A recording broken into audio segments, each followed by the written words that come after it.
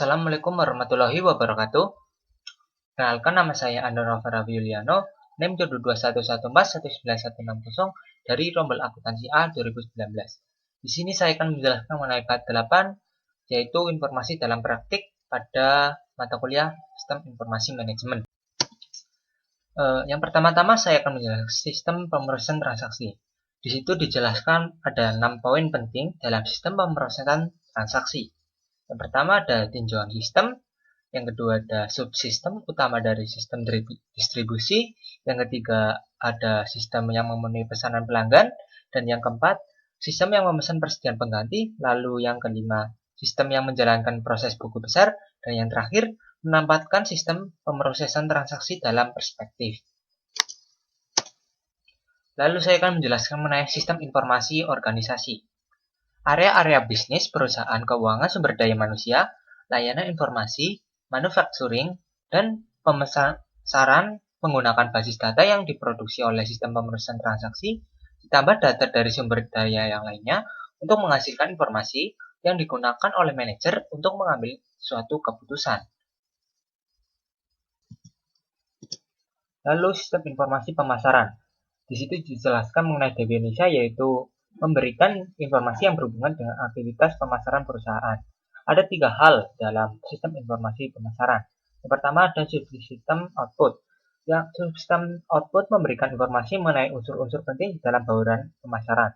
Di dalamnya ada bauran pemasaran, ada subsistem produk, ada subsistem lokasi, ada promosi, ada harga, dan ada subsistem bauran terintegrasi. Lalu yang kedua ada basis data. Basis data ini data yang digunakan oleh subsistem output yang berasal dari basis data.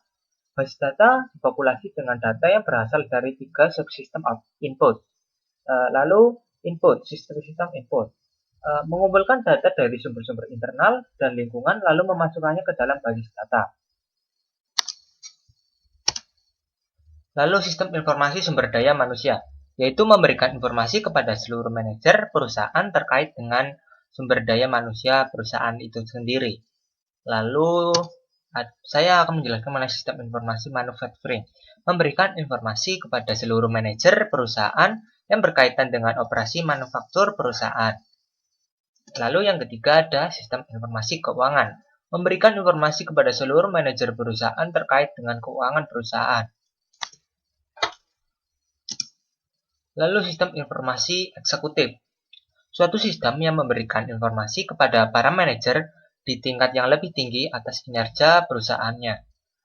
Lalu, manajemen hubungan pelanggan. Basis data kita masukkan ke dalam model sistem pemrosesan transaksi dan dalam model-model sistem informasi pemasaran, sumber daya, manufaktur, dan keuangan.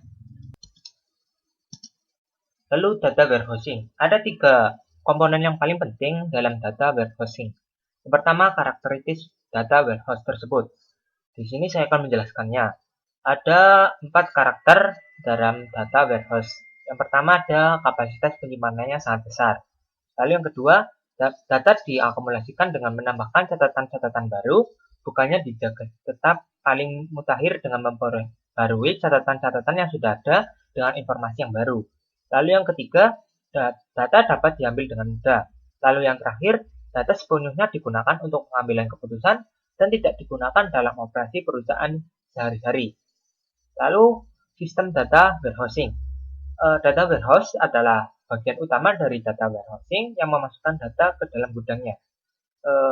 Diagram dari suatu sistem warehouse ini dapat dikumpulkan dari sumber-sumber data dan dikirimkan ke area pengumpulan sebelumnya, lalu dimasukkan ke tempat penyimpanan data warehouse. Suatu sistem penyampaian informasi akan memperoleh data dari tempat penyimpanan data warehouse dan mengubahnya menjadi informasi yang berguna bagi para penggunanya. Lalu yang terakhir, bagaimana data tersimpan dalam tempat penyimpanan data. Ada 2 tipe dalam bagaimana data tersimpan dalam tempat penyimpanan data warehouse. Yang pertama ada tabel dimensi. Tabel dimensi ini mengartikan bahwa pemikiran bahwa data tersebut dapat menjadi basis untuk melihat data dari berbagai sudut pandang atau berbagai dimensi. Lalu yang kedua ada tabel fakta. Tabel fakta ini berisi ukuran-ukuran kuantitatif sebuah entitas. Sebagai contohnya seperti ini. Tabel fakta memuat data mengenai segala aktivitas tertentu penjualan komersial. Lalu yang terakhir ada skema bintang. Untuk setiap dimensi akan ada satu kunci mengidentifikasikan dimensi dan menciptakan hubungan ke paket informasinya. Lalu penyampaian informasi. Unsur terakhir dalam sistem data warehousing adalah sistem penyampaian informasi, yang mendapatkan data dari tempat penyimpanan data, mengubahnya menjadi informasi, dan menjadikan informasi tersebut tersedia bagi para penggunanya. Lalu untuk penyampaian informasi, proses melakukan navigasinya ke bawah melakukan tingkatan-tingkatan rincian yang disebut dengan drill down, atau disebut juga suatu proses yang berawal dari EIS. Proses melakukan navigasi ke atas disebut roll up, yang memungkinkan para penggunanya memulai dengan tampilan terinci dan kemudian meringkas rincian-rincian tersebut. Lalu pengguna juga dapat melakukan drill across dengan cepat bergerak dari suatu hierarki data ke hierarki lainnya. Lalu drill through, berangkat dari tingkat ringkasan ke tingkat terendah dari suatu rincian tersebut. Lalu OLAP. Segala jenis peranti lunak dapat digunakan untuk menarik data dari tempat penyimpanan data dan mengubahnya menjadi informasi. OLAP sendiri dapat diartikan sebagai Online Analytical Processing, yang memungkinkan penggunanya berkomunikasi dengan data warehouse melalui UI ataupun antarmuka web dengan cepat memperoleh informasi dari berbagai jenis format, termasuk grafik. Ada dua tipe OLAP. Yang pertama ada rollup dan mollup.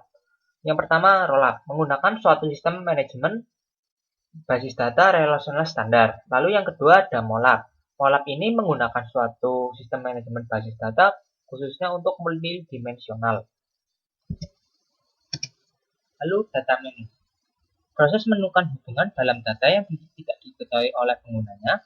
Proses ini sama seperti seorang penambang yang mencari emas di aliran sungai pegunungan. Data mining membantu pengguna dengan menemukan hubungan yang menyajikan dengan cara yang dapat dipahami sehingga hubungan tersebut dapat menjadi dasar pengambilan keputusan. Lalu verifikasi hipotesis. Asumsikan bahwa sebuah bank telah memutuskan untuk menawarkan reksa dan para nasabahnya. Manajemen bank ingin menargetkan materi-materi promosi pada segmen nasabah yang menawarkan potensial bisnis terbesar. Lalu untuk penemuan pengetahuan, sistem data warehousing menganalisis tempat data warehouse dari kelompok-kelompok dengan karakteristik yang sama. Dan yang terakhir adalah menempatkan data warehousing dalam perspektif. Kebutuhan akan data warehousing selalu ada sejak dulu, namun teknologi informasi yang dibutuhkan untuk mendukungnya baru terjangkau belakangan ini. Ketika teknologi mampu mengejar permintaan, beberapa pencapaian dramatis pun berhasil dilakukan, seperti cara baru penyimpanan data dalam paket-paket informasi yang memungkinkan dilakukannya analisa data dengan cara praktis dan terbatas dengan OLAP. Yaitu sekian dari penjelasan dari saya, kurang lebihnya mohon maaf. Semoga bermanfaat bagi Anda saudara semua yang menyaksikan. Kurang lebihnya mohon maaf. Wassalamualaikum warahmatullahi wabarakatuh.